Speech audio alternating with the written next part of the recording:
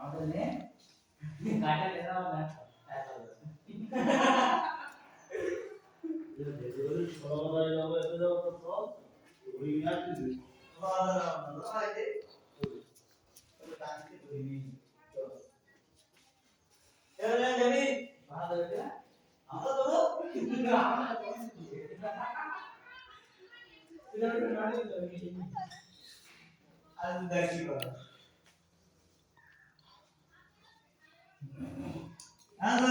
ও